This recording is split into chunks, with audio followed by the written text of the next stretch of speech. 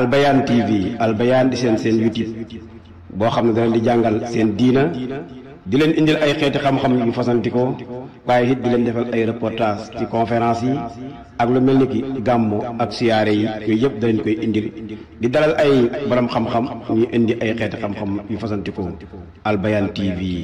Al Bayaan. ñu ngi leen di nuyu ku nekk ci turam ak santam di leen masawu coono ndax xam nañ ne am na yeneen yitte yoo xamante ni si yéen a ko waroon def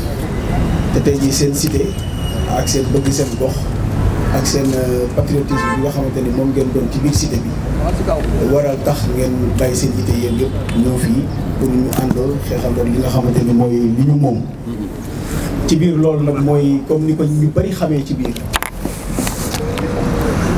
loolu mooy ni ko comme ni ko ñu bari xamee ci seen biir. mooy lii nga xamante ni mooy litige foncier bi nga xam ne moo am ci terrain bi nag ça date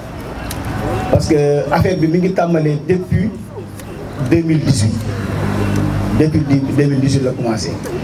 léegi peut-être que ni ma koy expliquer am na ñoo xamante ne dinañu am tuuti récapitulation mooy si vous vous rappelez bien ci côté bi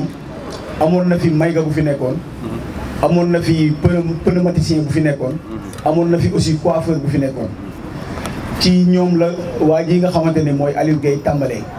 ci ñoom la ñëw di leen indil sommation def na ko benn yoon def ko ñaari yoon def ko ñetti yoon man mii nga xamante ni nag maa gën a jege fi ma dëkk te ñoom it bon ci ñoom laa doon fréquenté saa yu moo wàccaan dañ may interpellé ci loolu su ma ñëwee dañ naan ma Balbo am na paa bu fi ñëw de nee na fii dañ koy jaay. excuse xaaral ma xool micro baax est-ce que problème technique léegi man mi nga xamante ni man maa jege maa gën a jege sama kër moo gën a jege ak bayal bi ñoom dañ ma doon interpellé à chaque fois ne ma am na ku fi ñëw ne leen fii dañ fi war a jóge ñoom parce que dañ ko jaay paa bi titre foncier la moo ko man ne ko titre foncier mu ne ma ne ko non loolu mënul nekk ñu mën na leen léegi bu ñëwaatee su leen joxaatee kayit jël leen comme ça bu ko jëlee ñun ñu xool au moins moom lan la ci wax. ba benn jour bi yàlla dara tawul ma nekk ci coiffeur bi mooy coiffeur bi nekkoon à l'extrême waaye paa bi en personne ànd ak koo xamante ni si ancien footballeur la doon jouer fi nit ma xam ko. mu ñëw te moom ni ma ko xamee mooy ASP laa ko xamee mais il s'est présenté comme policier yor kartam. ma ne ko mais boo ñëwee kañ nga nekk policier mu ne ma man dañ ma yónni rek ma ne ko ku la yónni mu ne ma paa bële ma gestu xool gis paa bi taxaw gaare oto fële sol genre tukki njaareem yooyu quoi après mu traversé bi ñu ko joxoñee mu traversé ñëw mu ne Matar jëlal kayit bi ma ne ko Matar jëlal kayit bi lu ñu la jox après nga ñëw nga jox ma ko paa bi mi ngi taxaw sur place ci la Matar ci la coiffeur bi jël kayit bi mu jël kayit bi jox ma ko ma lire muy déguerpissement après ma am ñu ma intercepté ci Bakary Koli si je me rappelle bien ak Okocha du genre yooyu groupe bi nekkoon fii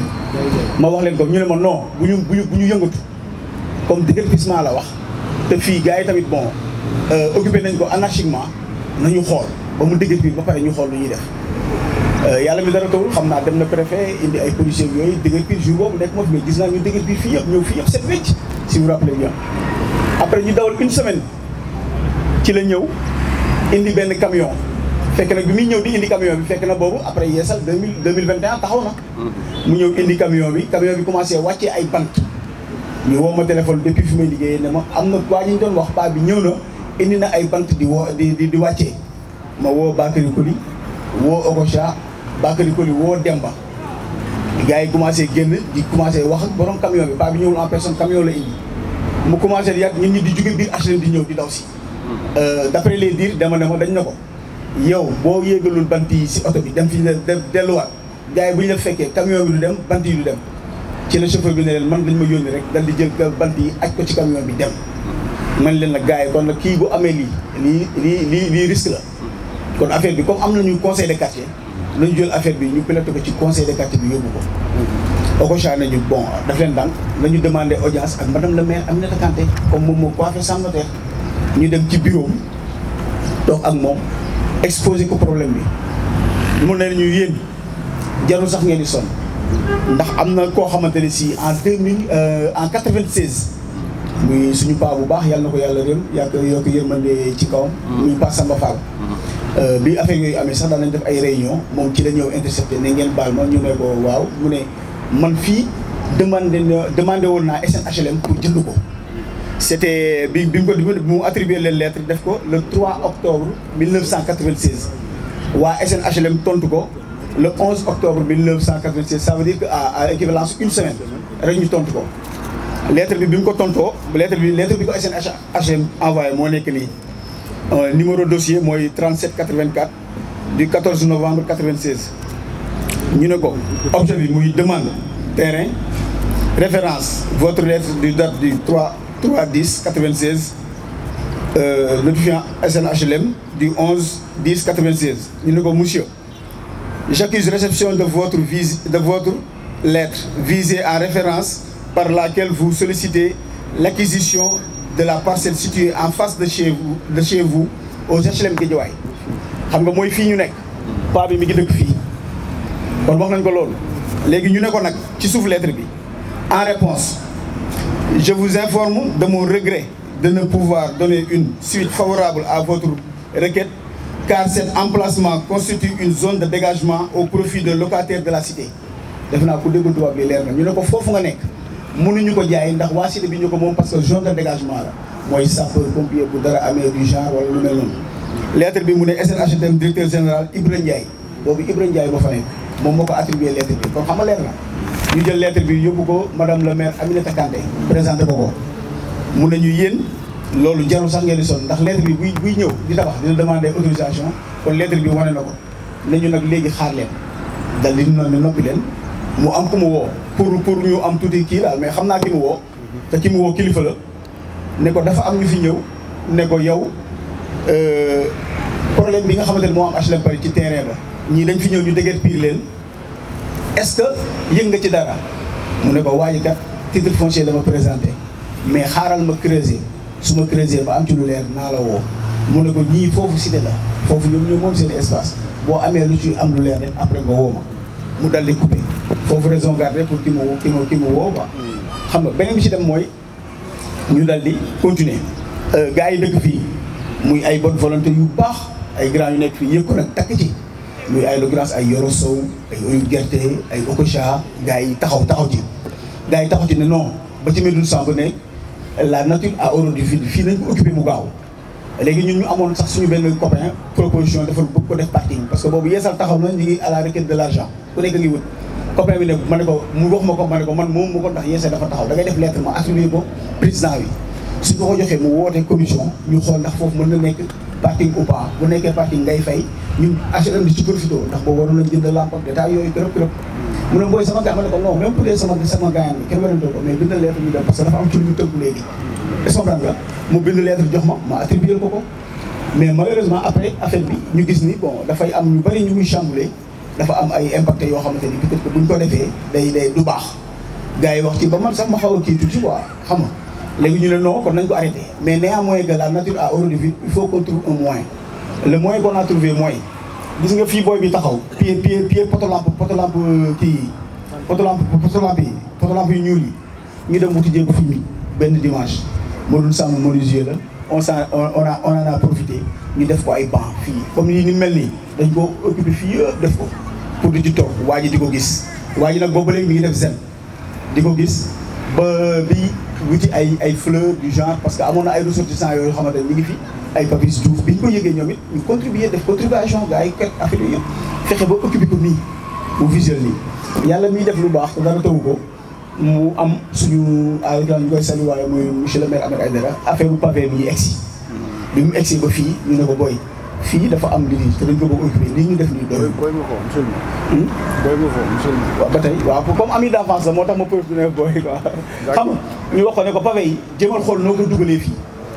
mu ne man ma ne ko sax da nga koy yóbbu ba mu sës ñu ne non comme quartier la dañuy soxla suuf dañuy soxla ay bâche fu ñuy bâche ak affaire yooyu quoi ñu ne kon nañ ko yemale fii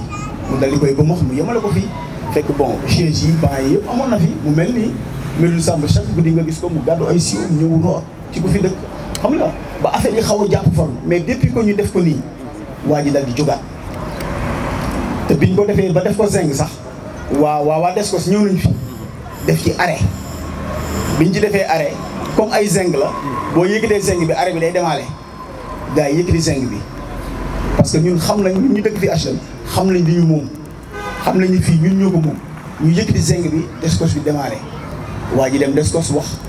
waa Descos convoqué suñuy njiit comme dañoo nekk ci conseil de quartier dañuy am délégué de quartier am président conseil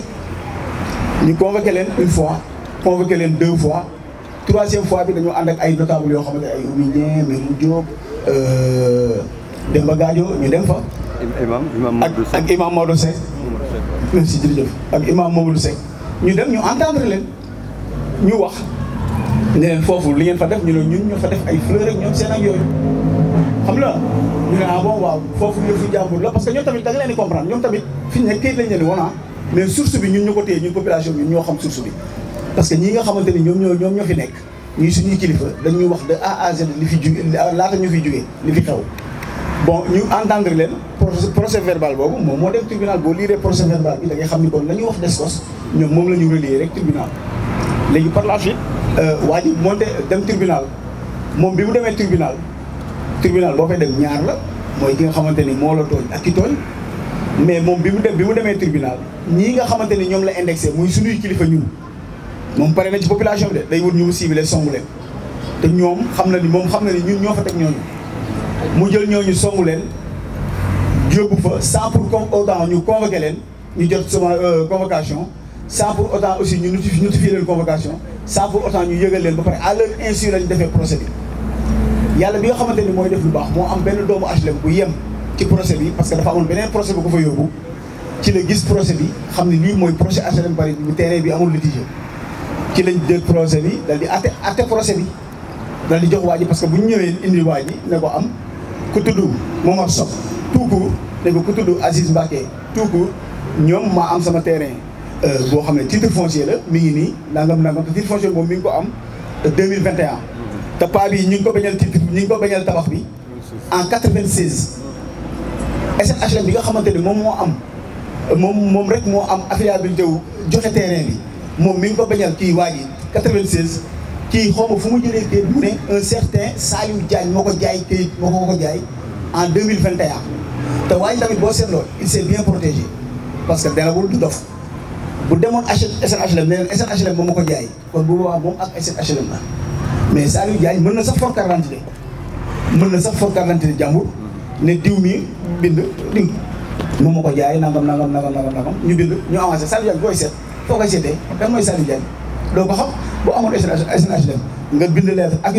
ak daakay SNHLM da koy jàpp indi ko parce que diffamation la faux usage de faux la est-ce que nga ñun ak SNHLM nag réeroowuñ lettre yi mi ngi dem ci SNHLM mi ngi ñëw plan yi mi ngi dem SNHLM mi ngi ñëw li fi xew xam nañ ko mooy ñi nga xamante ni si dañuy jékki-jékki di profité di dugg ci ay ruq ñu ne leen ruq am na fii portion am na fii monter dossier dem soo amee fit nga taxaw soo amul fit nga taxaw fii moom fit duñ koy wax rek HLM Paris moom da ngay romb est-ce que da ngay romb lu fii parce que moom ma fàttali ni il est le 8e personne bi nga xamante ni moo dugg fii naan day wut fu mu tabax bu ne xew na fi te nii ñu ci taxawee nii lañu suñuy mag daan taxawee nii lañu suñu papa yi daan taxawee ba tey ñun ñu tomb ci nag war cee taxawee ci muy bii ñu ñeen ci kon nii lañ ciy taxawee est-ce que nga ñu dem tribunal ñu atte léegi bi ki nga xamante ni doomu HLM bi mu ci yemee dafa génne bu ñu attee ba pare tribunal dañuy def procès verbal bi yëpp et tout ça moom mu photo envoyé ko suñu président commission président conseil de quartier président conseil de quartier ne ah bon yow ku ñu atte sa ginnaaw yëgoo tinoo jotoo convocation jotoo dara ba ne la loolu nangam mu jël ñu photo ñu envoyé ci la ñu jël affaire bi jël ci avocat pour mu attaquer mooy maître Dieng ñu jël ci avocat def ci procédure bi waxoo li ñu am ak li ñu amul ak yooyu yëpp li ñu seet te doonte amul ñu lu ñu amul ndax lépp la ñu am ñu attaqué ko ci la ñu poussaat affaire bi kii bi convoqué leen le 14 mai mooy le 14 prochain parce que moom it ma rappelé ni dafa dem avec ses propres moyens bàyyi les accusés ak ñi mu tooñ fële ñëw rek taxaw wax yow xale bu ndaw boo yoree boutique boo ñëwee yor 100 francs ne ko jaay ma bonbon da lay jaay est-ce que yow da nga fa nekk di xool fan la ko jëlee ku ko may ak ñoom seen c'est exactement ce que le gars a fait dafa wuti ay kayitam ñëw taxaw devant le juge ne ko diw mii ak diw mii terrain laa am mi ngi nii titre foncier la diw ak diw ñoo fa teg seen i bagage nañ fa jugee waaye day xool ne ko ah titre foncier la kay ah ñoo fa teg bagage te diw jugee leen foofu mu dem c'est ce qui se passe mais bu ne woon délégué de quartier HLM Paris mu ne président de conseil HLM Paris juge bi du dof danaan ko hey yow tu me parles de quartier pourquoi nga yor sa titre foncier ñëw ci quartier ñu ne la doo tabax y a quelque chose ci lu xel mën a nangu quoi danaan ko y a quelque chose am na lu xew mais boo ñëwee ne Momar Sock tout court Aziz Mbacké tout court ñoom ñoo ma empêché ma teg foofu te nee nañ dañ fa def ay fleurs ak yooyu ñoom ñoo ma ko empêché pour ma tabax présenté ko titre foncier mais danaan leen diw ak diw bàyyi leen diw mu tabax parce que titre foncier nga yor mais ce titre foncier ku la ko jaay nga ne Saliou Diagne point barre mu gis ni Saliou Diagne ma la ko jaay waaw wax nga dëgg ma la ko jaay mais juge bi amul lii lettre bii nga xamante ne moom la ñu adressé Pape Samba Fall ne ko ni fii mënuñu ko tabax voie de dégagement la parce que juge bi amul loolu est-ce que comprendre nga le problème en est que il faut l'attaquer sur tous les moyens pour lii mu bañ a am et pour cela on lance une alerte parce que lii muy waa HLM ak waa SICAP ak les amours gis nga li nga xamante ne mooy li ñuy jaay gars yi muy espace de vie boobu ñuy jaay gars yi il faut que les plans de base là ñu koy jox délégué de quartier yi délégué de quartier yi di ko séddoo ak les habitants pour ñuy xam nga xam ne fu mbaar taxaw ñu xam ne waru na fa taxaw fu mbaar taxaw ñu xam ne waru fa taxaw fii nag ñun sant yàlla ba HLM Paris loolu daluñu portion bu ne xam nañ li fa war a ne ndax biñ ñu koy jaay dañ ñu jaayale espace yëpp on en a 7 poches benn poche lañ ci utiliser te district lañ ko def mi ngi fii à côté lii nag moom fii lay yem ba faw peut-être que ak la fa xewoon ba dem mais lii di ñëw nii jubal jubbanti par force maa ngi sant bu baax a baax waaye ñu jégalu bu baax a baax. Mesdames, Mademoiselles, Messieurs, Monsieur le délégué de quartier, honorables notables, Madame et Messieurs les adjoints au maire, chère population des HLM Paris, Mesdames et Messieurs les journalistes, donc au nom du conseil de quartier et des habitants de la cité HLM Paris, je m'en vais donc vous donner la version française de ce qui explique notre rencontre. En effet, notre rencontre est rendue opportune cet après-midi par une situation qui existe au sein de cette cité et qui dure depuis très longtemps. Situation relative à un litige sur une portion de terrain dans l'ensemble HLM Paris. Il se trouve qu'il y a une agression, je devrais dire foncière, sur les HLM Paris par un certain Alioune Gueye qui prétend détenir un titre foncier sur cette portion de terre qui fait partie donc du dispositif urbain, donc de l'ensemble de la cité HLM Paris, qui, il faut le rappeler, fait l'objet d'un titre foncier global de la SNHLM, vendu à nos pères, nos vaillants pères qui avaient acquis, n'est-ce pas, durant tout ce processus de remboursement donc des maisons qui ont été donc attribuées sur la base d'un système de location-vente. Donc de façon courageuse, ils en sont arrivés à être aujourd'hui des propriétaires. Donc c'est un ensemble qu'on a vendu à nos pères parce qu'il s'agit d'une cité, il s'agit d'un aménagement urbain qui suppose l'existence de logements, mais l'existence aussi de sites pour les aménagements qui devaient accompagner ces habitations. Des portions de terre ont été laissées pour servir et valoir à d'éventuels aménagements que les habitants auraient à faire. C'est dans cette optique que nous sommes parvenus à avoir une mosquée ici, agrandir, construire une école,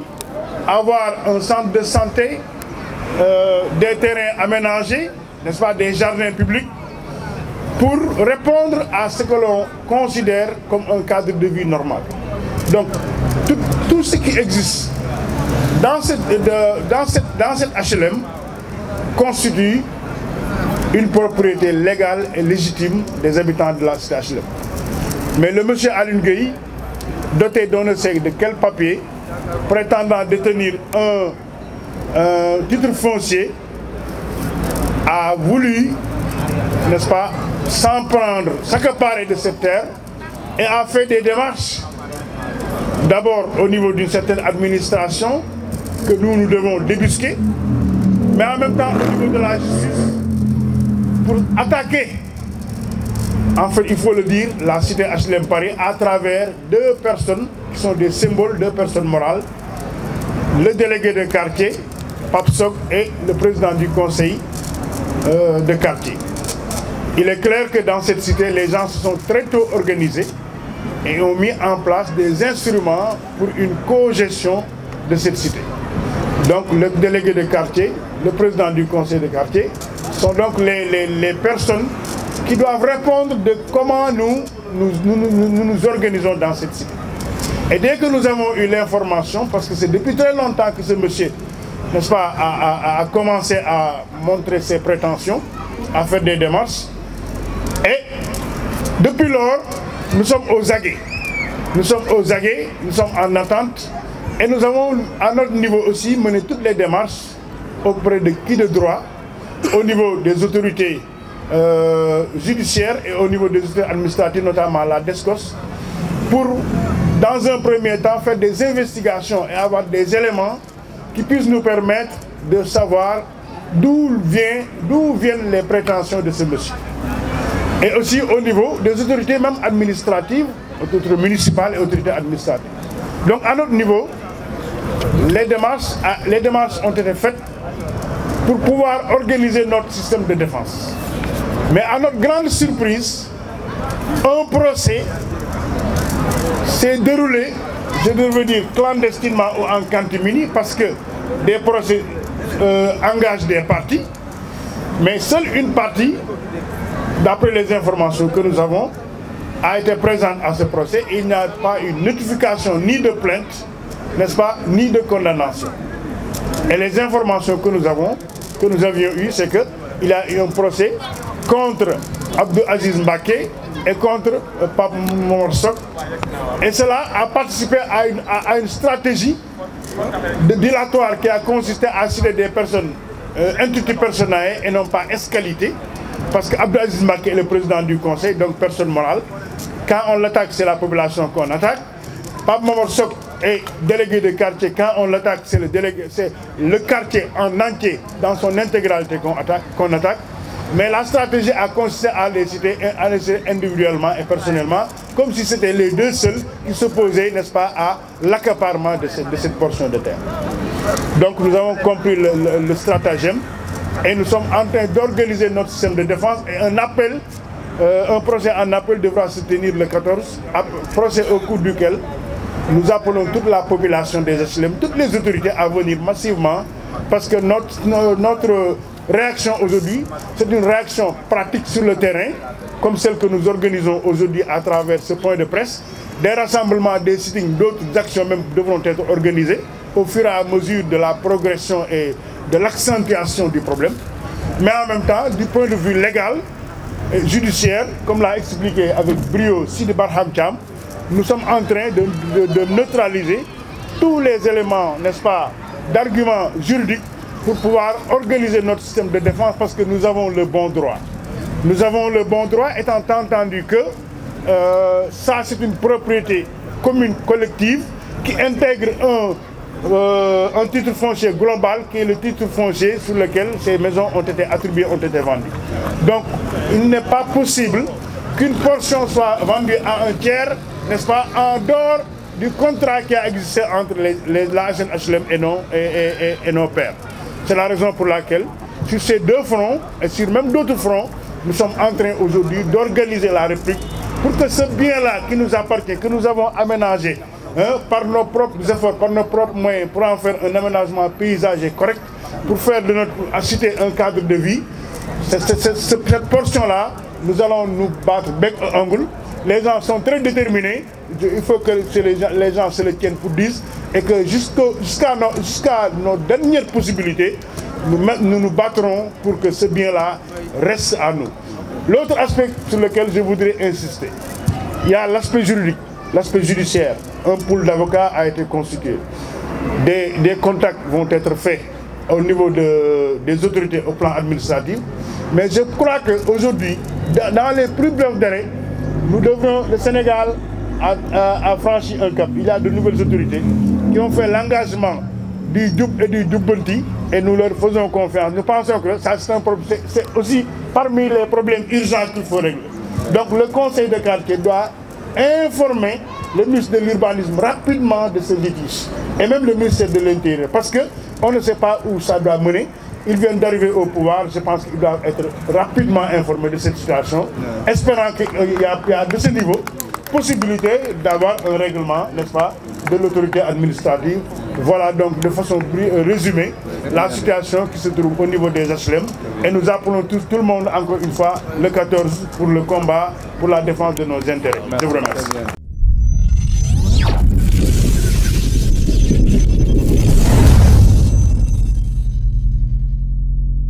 Al Bayane TV Al Bayane di seen YouTube boo xam ne dana di jàngal seen diina di leen indil ay xeeti xam-xam yu fasantikoo waaye it di leen defal ay reportage ci conférence yi ak lu mel ni ki gàmmu ak siyaare yi yooyu yëpp da leen koy indil di dalal ay borom xam-xam ñu indi ay xeeti xam-xam yu fasantikoo Al Bayane TV Al Bayane